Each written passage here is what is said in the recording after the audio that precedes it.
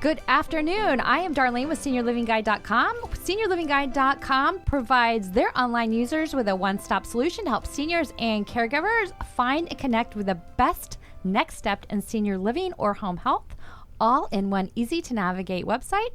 It's super easy peasy. And thank you so much for joining us on this episode. And we are here to talk about a couple of different things. But if you really enjoy our Senior Focus podcast, we can be downloaded and followed most anywhere you enjoy your podcast, such as Spotify, Google Podcast, Apple Podcasts, which seems to be very popular, and so much more. Today, our guests are Dr. Pam Tronetti and Janet Rooks. Dr. Tronetti is an osteopathic physician who specializes in geriatrics. Janet Rooks is a social worker and a dementia care specialist. They work together at the Parrish Consultation Center, where they focus on the care of patients with dementia. Dr. Tronetti is the Director of Aging Services at Parrish, and Janet Rooks coordinates with Parrish Senior Solutions, which provides education, resources, and support for seniors and caregivers. So this is going to be such a fun topic today. I'm really excited. We're going to talk about pets and seniors. And from what I've read, pets are good for you. They boost your immune system. Walking them burns those calories, lowers your blood pressure and cholesterol. Petting them helps you relax. They relieve pain, helps keep your mind sharp, and may help you live longer. Wait a minute, ladies. That's what we talked about in our Sex After 60 is Nifty podcast. Yeah. Maybe we should have taped this one first. Oh, so people would know exactly what they needed. You didn't know you'd get it from a dog. Oh my goodness, seriously. So I've read all kinds of great things about pets. I personally have a dog, and she makes me so happy, and she's made a huge difference in my life. But they can promote calmness, companionship, and definitely exercise. Mm-hmm. They give people more of a sense of purpose because you can take care of them. And they definitely provide you, most of them, the unconditional love. They offer security for people who live alone and socialization when you're walking down the street with their pet. I know people always, when they see your dog, they always want to say, "Can I pet your dog?" And it becomes a conversation. Mm-hmm. My son used to use our dog to pick up checks. Sure. Not even going to lie.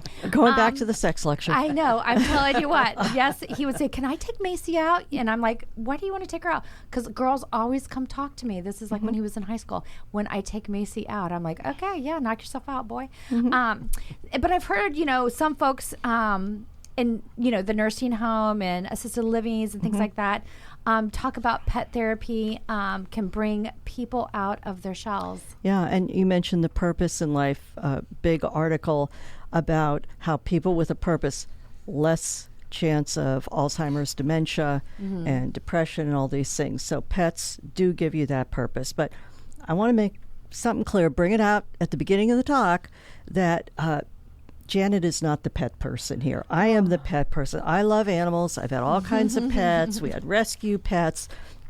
Janet takes a much harder line when some tough decisions have to be made when it comes with pets and pet problems and pet peeves.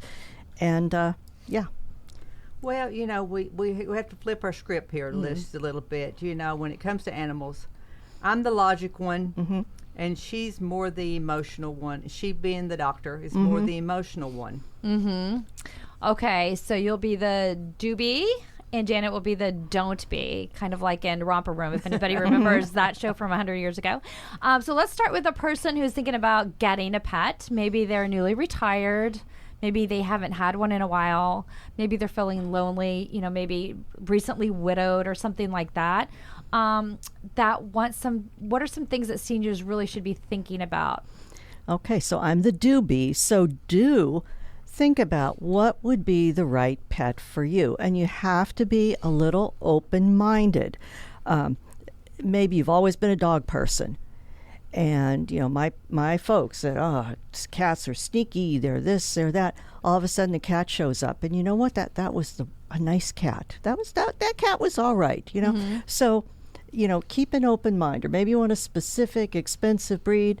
Maybe a regular old dog is going to do the trick for you. Yeah, and make sure you're the right pet owner that you're thinking about. You must be realistic, and it is the right time in your life, and you've got the stamina, the health, to take care of this pet, and you've got the right space. Oh, and not to mention the money that it's going to take to take care of that pet. Yeah.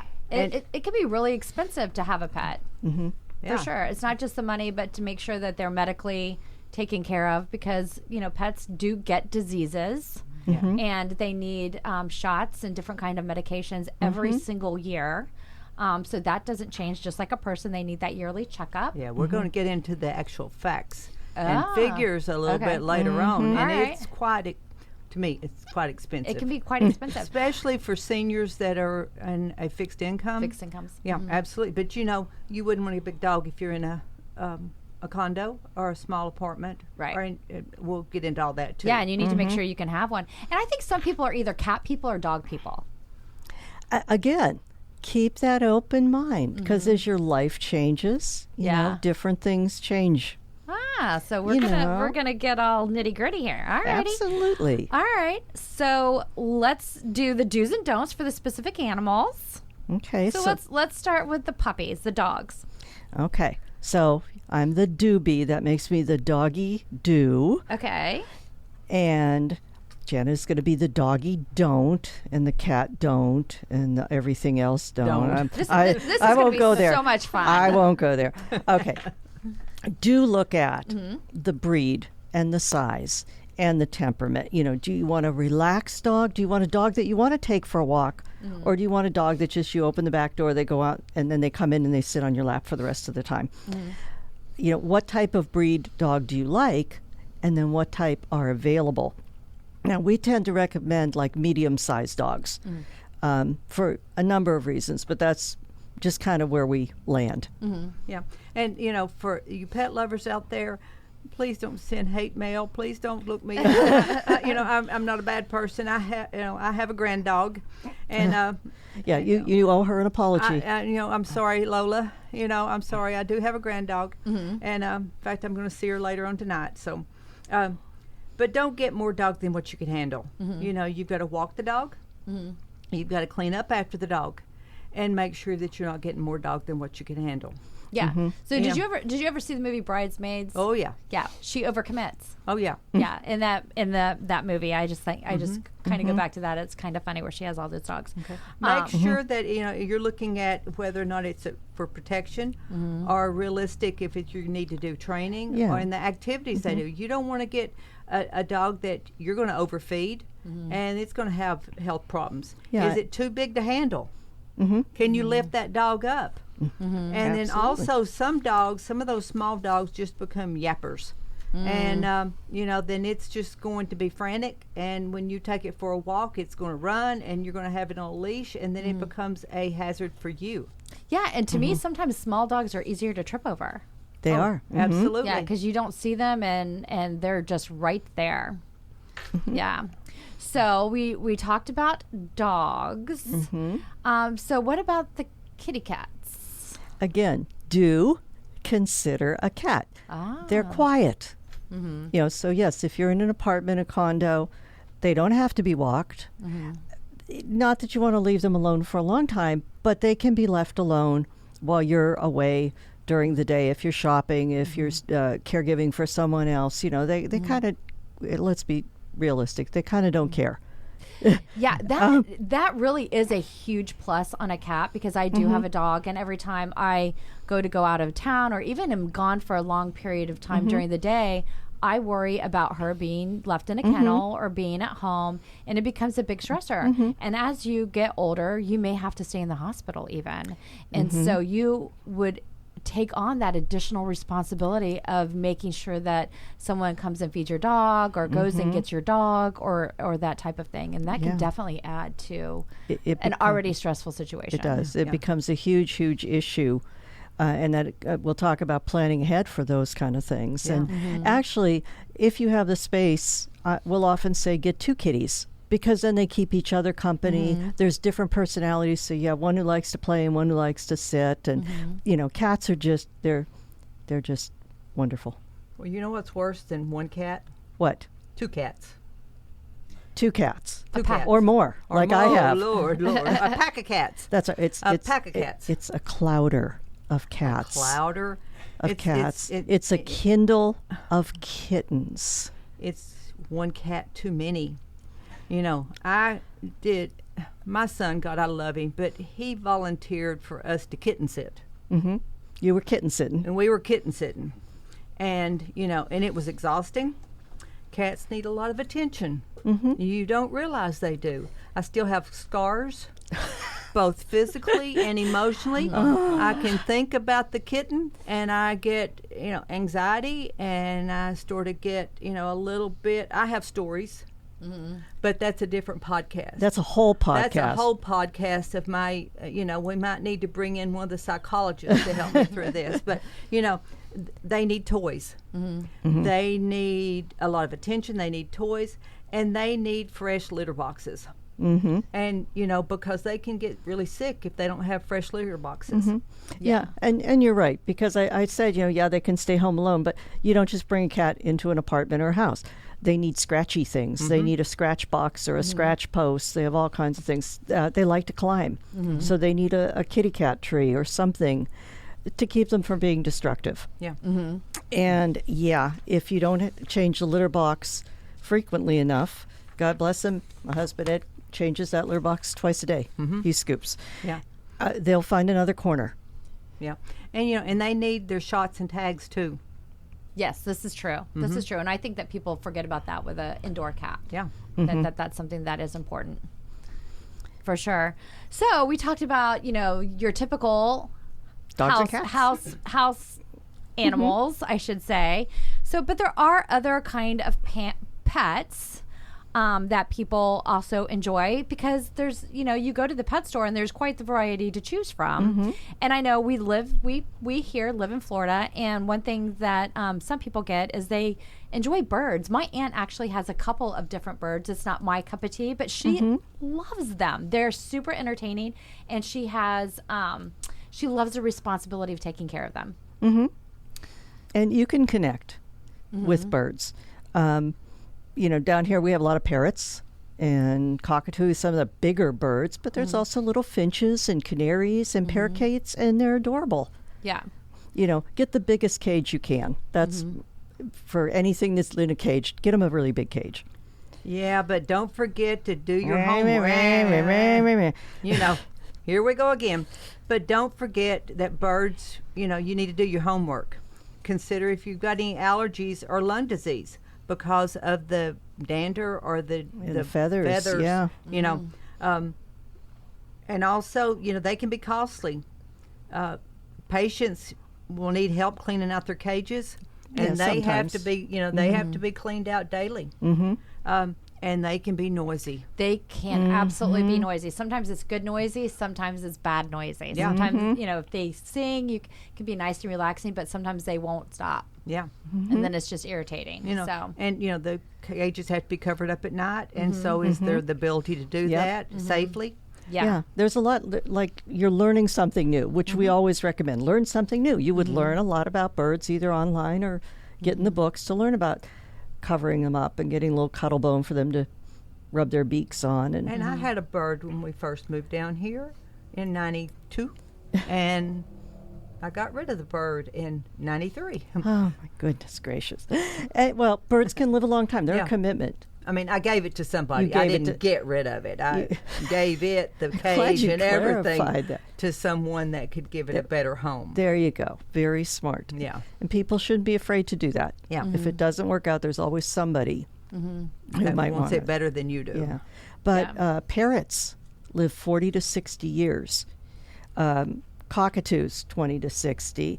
The littler ones, like parakeets, canaries, about 10 years, 5 to 10 years. So you still have that time commitment. Wow. That is, I mean, they may outlive all of us. Yeah. I actually had a friend who had a pet monkey when they were kids. And she was 50-some years old, still had the monkey. Yeah. So, wow. Lifetime commitment. Wow. That's crazy. So there are such, like I said, you know, when you go to the pet store, there's such a variety. What about, you know, smaller pets? Because I know that I always think I want like a little bunny, and I know my kids have had gerbils and hamsters in the past. What do you think about that for seniors? Yeah, you know, come from Erie, Pennsylvania, so in the frozen north, there's no place to go. There's nothing to do. So I would take them to the big, this is before they had the pet store chains. There was one big pet store, and we would spend an hour just kind of watching the little mice running around their cage, running their little wheel, climbing all over their little houses. And it's a nice little pet option. Again, you need a large cage. Rodents chew on things. Do you know rats and mice, they have no control over their sphincters. As they walk along, they just have their little BMs and their little piddles, Yes. their little peeps and poops. Yes. Because they have no control. So you don't let them run around the house. Yeah. They also chew. They'll chew through electrical cords. So you keep them in that nice, big, clean cage with their fresh food and water, and you can get attached. Janet? Here's my rat. Don't get a rat. Janet, when we're in the home together sometime, I'm going to get you a whole bunch of rats, which they're called a mischief of rats, by the way. We're learning all this new useless information. this information on Okay. what packs of animals are. Okay. I'm going to ask. I'm getting all choked up here. I see that. Did you really have a pet rat? Yes. Her Oh, name, my Lord. Her name was Gertrude. Oh, my that's Lord. perfect. After St. Gertrude the Great, whose feast day is the same as my birthday. But there's also St. Gertrude of Nivelles, so it's probably pronounced Nivelles, in France. She is the patron saint of travelers and the newly dead, who are kind of like travelers, and mentally ill people. Shut up, Janet.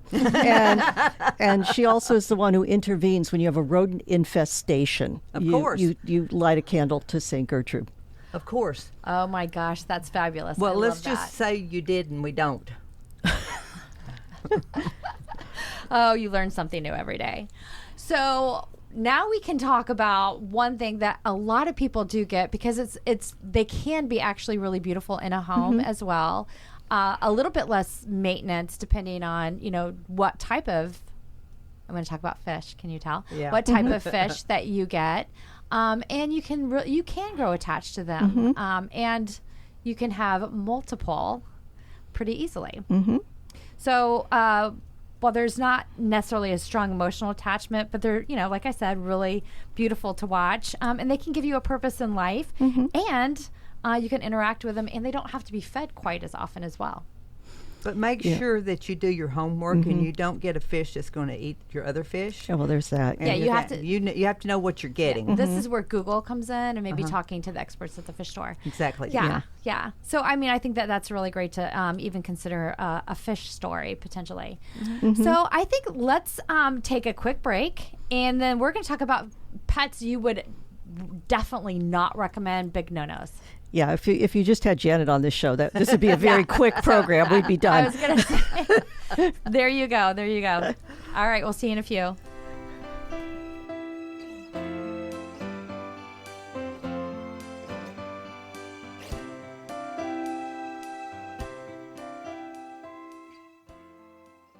Parrish Healthcare, we believe every life is poetry in motion, motivated by strength and determination. As your bone, muscle, and joint healthcare partners, we believe in blending the art of healing with the science of medicine to keep your body in motion. We believe in healing patients, healing families, and healing communities.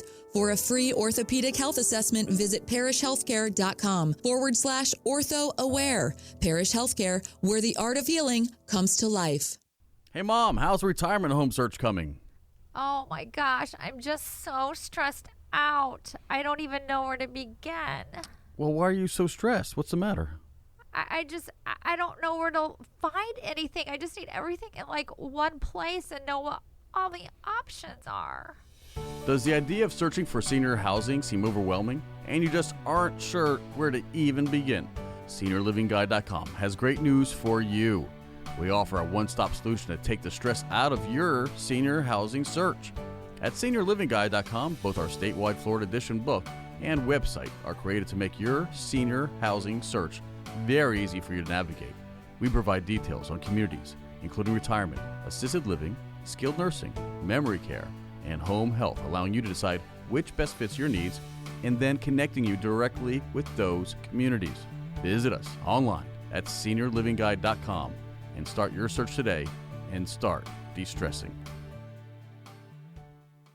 At Parrish Healthcare, we believe in our community. We believe in keeping our community safe. We believe in the art of healing. We believe in healing patients, healing families, healing communities. We believe in the best and brightest working together for the common good. At Parrish Healthcare, our team focuses on you as an individual because every life is a work of art to us. Parrish Healthcare, where the art of healing comes to life. Visit parrishhealthcare.com/healthaware for a free health risk assessment.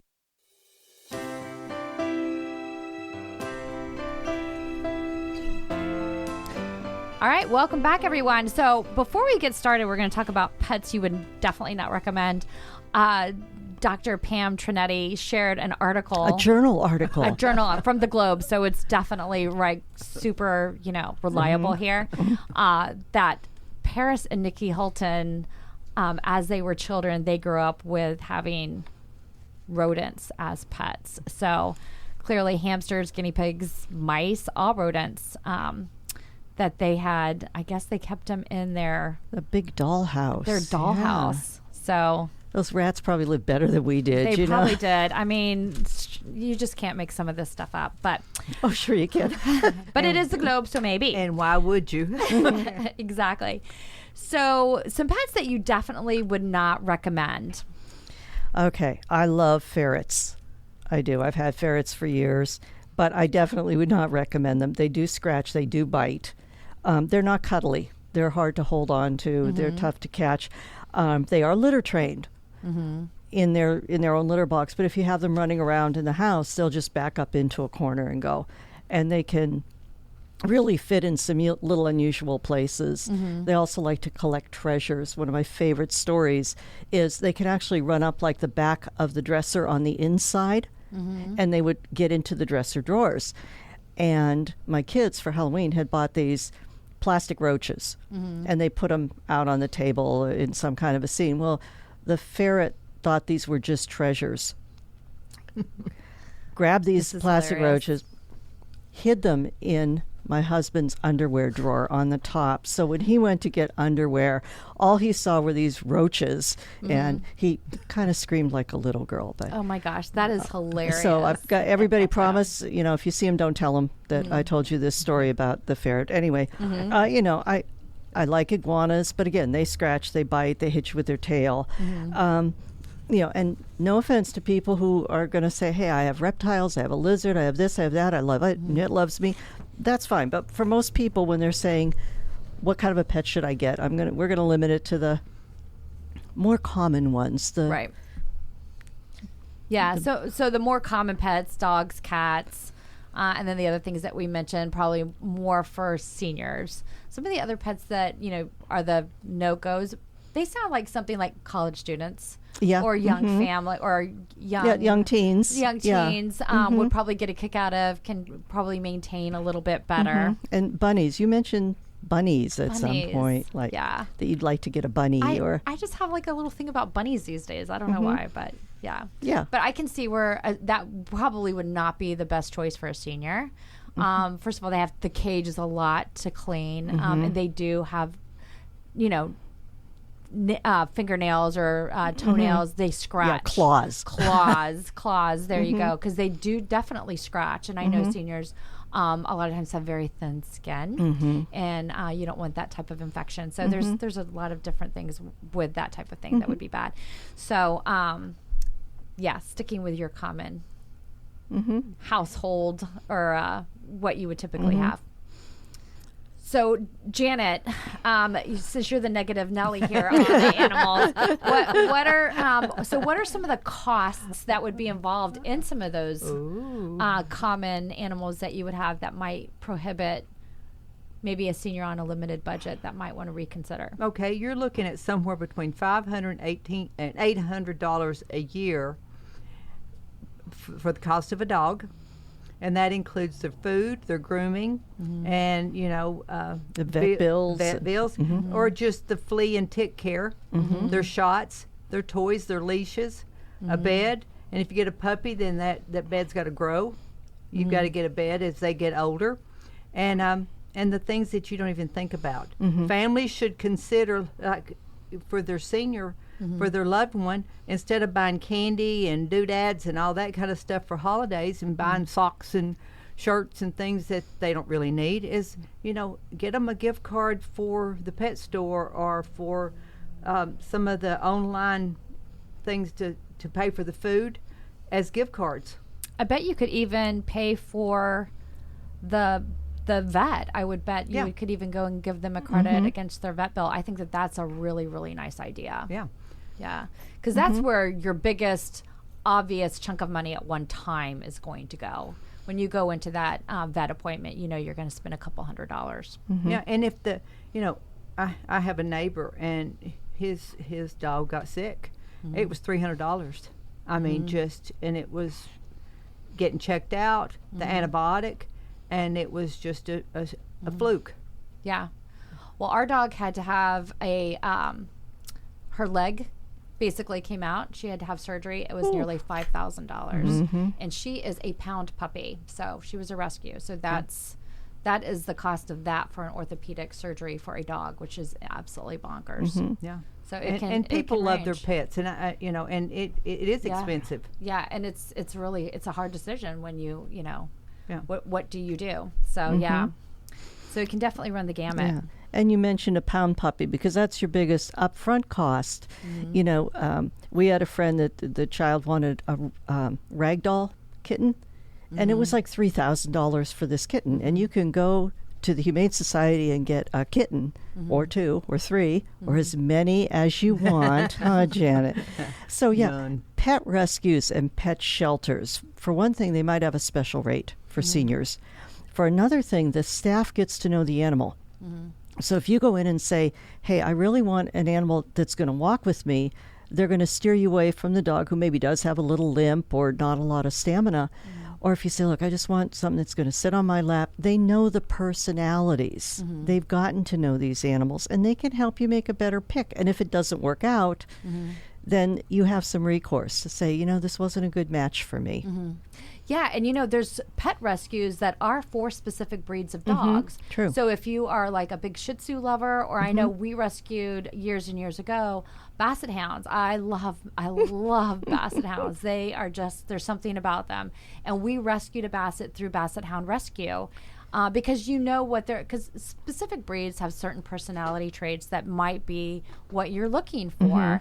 And big, dumb, and stupid apparently was like our thing, which is what Basset Hounds are, but they are also very, they are amazing dogs. I just love them. But we had him for 16 years. He was absolutely amazing, and that's a really long time for a Basset Hound to live. But we did get him through a pet rescue. He was $100 for a dog that typically would go for a couple $1,000. So, and that was back then. I don't even know what they go for now. So if you're looking for a specific breed, you can find rescues for specific breeds of dogs. So that's a really good idea. So is the age of the pet important? And that's another do consider an older, healthy dog, because a lot of our patients, they'll say, I'm afraid I'm going to outlive this animal.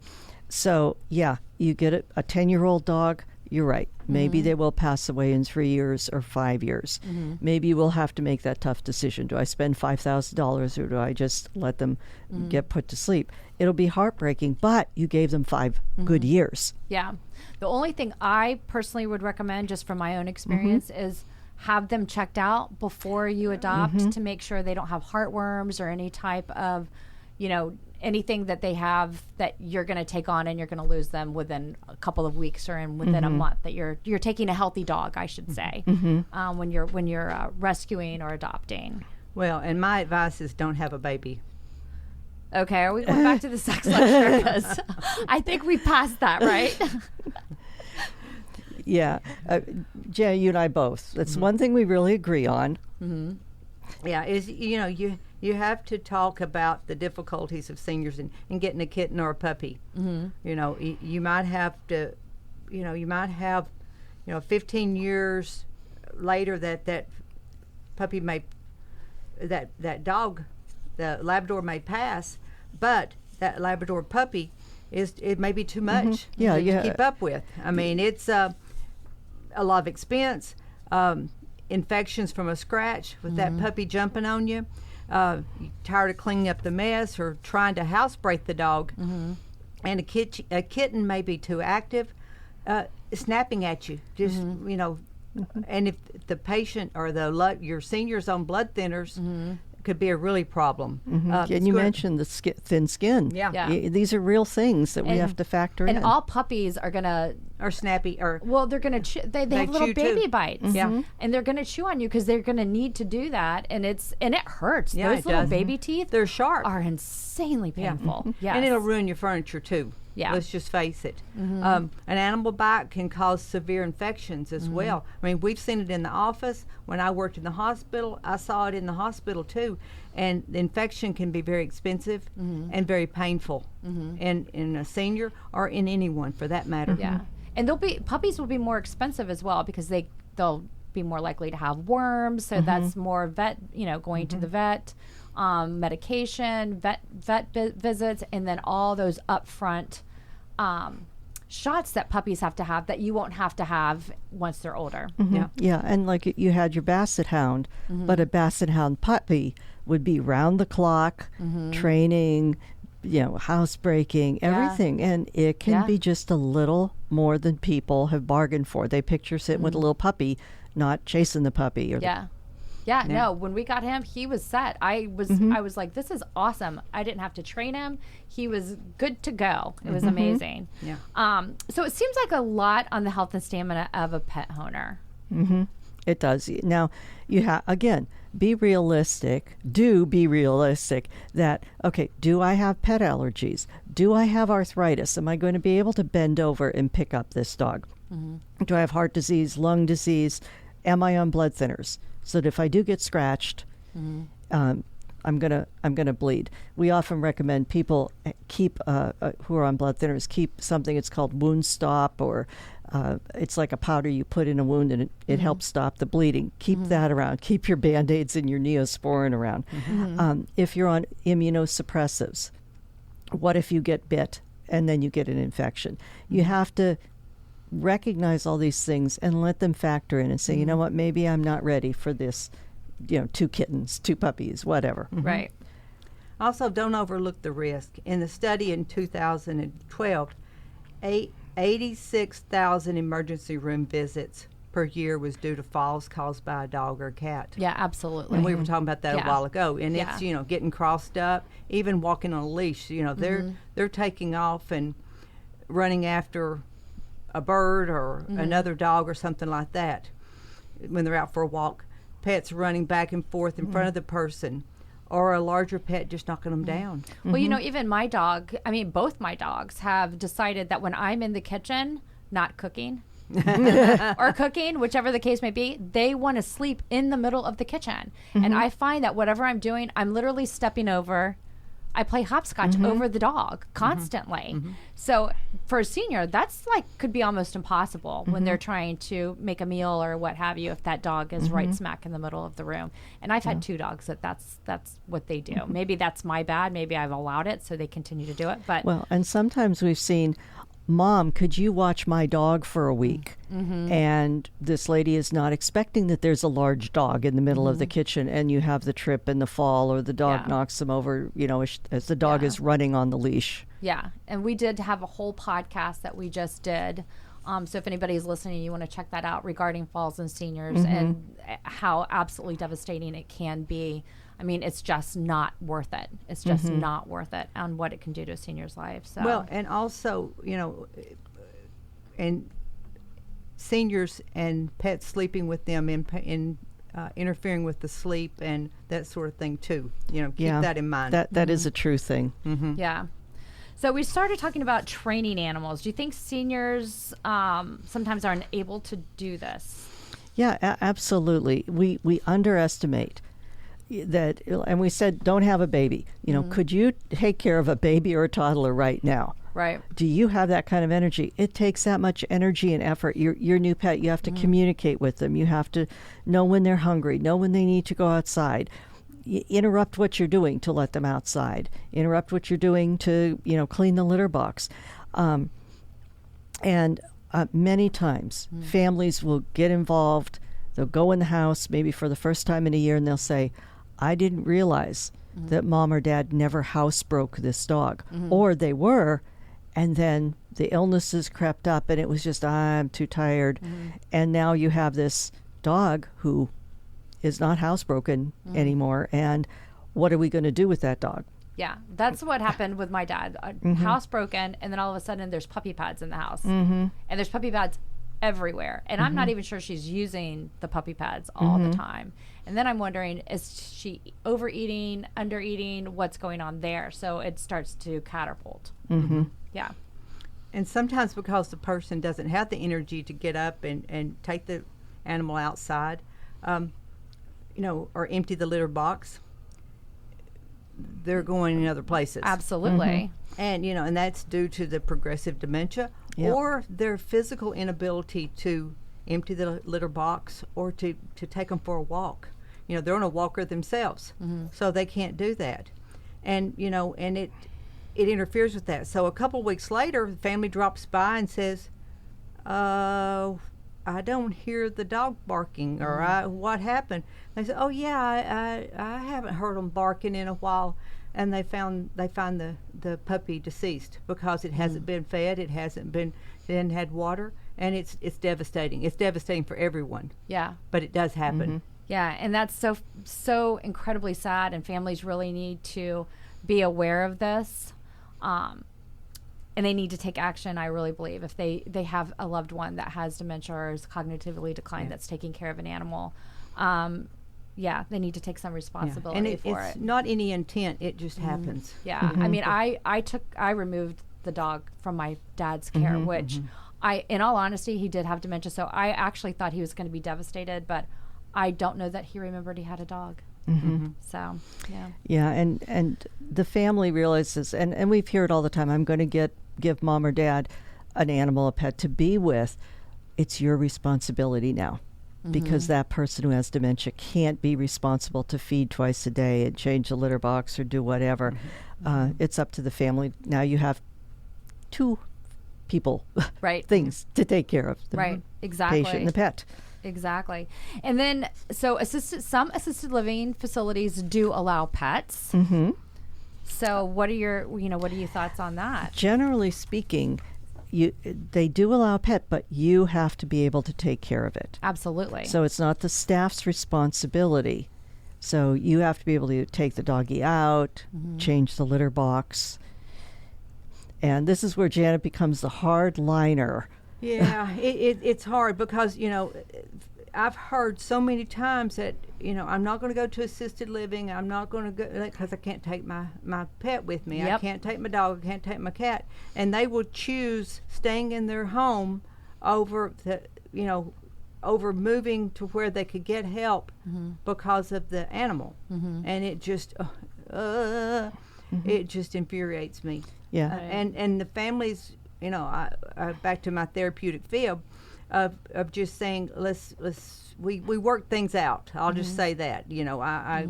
I do play hard nose, and and I've got many stories about how to help that, but it is I do lose my patience. You do, because you see the needs of the patient are just so clear to you that it makes more sense to put them somewhere where they can have 3 meals a day and help and medications. So they'll be better. Sometimes it's Spot or Fluffy goes and gets another residence, a new place to live, and make it a short-term little stay for mom or dad. And it's amazing how soon mom and dad forget. Yeah. And it works out okay, but I have to take a deep breath, step back, and we come up with a plan P for pet. Yeah. It's hard because that was part of mine. My dad did not want to go unless Molly could go. I mean, that was going to be the deal. I mean, that was hard line deal. But I knew that at some point I wanted him to get comfortable where he was at and then make that transition. I mean, that was myself wheeling and dealing. And it happened really quick. I would say probably within a week and a half. It was really quick. Yeah. And we've had cases where we know that somebody's life revolved around their pet because that's all we heard about. We saw the pictures that they would bring in. And all of a sudden we hear that they're in the ER or in the hospital. And it's, oh, my goodness, what's happening to their pet? Because if when they do get better, their first words out of their mouth are going to be, what about my pet? Right. So you have to have plan B. Absolutely. So if I go to the hospital, call this one, call that one. This one will either come to the house, or even your vet probably can at least board the pet Right. for a short term. Yeah. Yeah. And I do get involved with those. I mean, I don't want you to think I just sit back and don't do No, that. it just gets, it's very complicated, and I would imagine it's a case by case Absolutely. basis. No one size fits all for anyone. Yeah. And So- and if I and there are times that the animal does go to the assisted living with the senior, but they have to be very sociable. They have to be socialized, and they have to be trained, because, as you know, Dr. Pam said, the facility is not going to take care of your pet. You have to be able to do it yourself. Yeah. And it might be a good option to find a assisted living that has like weekly pet therapy as like almost a bargain on maybe them giving up their pet, because there's still going to be that that pet therapy where they can pet an animal, or animals come in or whatever. I think that might be something that you can, that might be a solution as well. Just throwing that out there. Yep. So a senior that has lost a pet, should they get a replacement, or what are your thoughts on that? It's different for everyone, because some people say, okay, once the kitty cat goes, I'm not getting another one. I understand that I just can't, I have other needs. But wait till you're thinking clearly. Really make that decision maybe a month out, 2 months out, realistic. Maybe you need to foster some pets. Maybe you need to just visit with pets. Maybe you need to volunteer at the shelter, or do something to connect to the pets, but not necessarily have the responsibility. Yeah, and definitely don't surprise someone with a pet. I 100% agree with that. Yeah, don't. Yeah, no, 100%. Do not say, "Oh, I got you the perfect pet." Yeah. Don't surprise them with that. Because I think people connect with their own pets, and I think a new pet coming in, if you haven't gotten over a little bit of what's happened to your other pet, you don't connect with a new pet as quickly. I mean, I just think that you didn't go pick out and connect with, that's a surprise. I think it's harder for people. I don't think people should get pets as presents. No. As seniors. Yeah. And there needs to be a lot of preparation as well. So, say for instance, you had a dog and you'd had it for 15 years, and the dog passed away, and then all of a sudden you've been gifted another dog, but you've got all these things that belong to. You're not going to connect. You're not going to connect, and No. you're not going to have the thing, and it's just not going to work. No. You actually might have resentment to the new dog, to be very frank with you. Yeah. So just to kind of wrap things up, pets are probably going to be customized to every single senior a little bit differently on what they personally like, what their general health is, because allergies are clearly a big thing as well. And then not necessarily whether they're a dog or cat person, which I thought was really interesting, because I thought it would go more towards if you're one or the other. But you can adjust according to, lifestyle. Your lifestyle may have changed from when you thought you were more of a dog person, that cats might be more suitable to your lifestyle. But also, as far as other decision making, I think it's going to be, a case by case basis. And some of those decisions really should be made with your family in mind, because they're going to be big helpers in if any kind of vacation or hospitalizations, anything like that, because they're going to be key components on the help and care of your pets as well, and also potentially any type of financial issues that might come up if you are living on a strapped income or anything like that. So these are some really, really good points, And ladies. spay and neuter your pets and chip your pets. Yes. Too. Put the Yeah. chips in, Yeah. so Yes. if they do get out and get lost, they can be found Yes. and reunited. And give your family information on the chipping as well. So I think that's important, because that's, if you can connect more than one person to that chip, then if they get lost and you're unable to, then they can help out as well. So yeah, these are all really great points. This was a great episode. Well, I want to say something. Pets Yeah. do make life a whole lot happier for a lot of people. Yeah. Maybe just not mine, because I am pretty busy. Yeah. But I am going to love on Lola this afternoon, tonight, and she's going to be there all weekend long. So I'll get some puppy loving.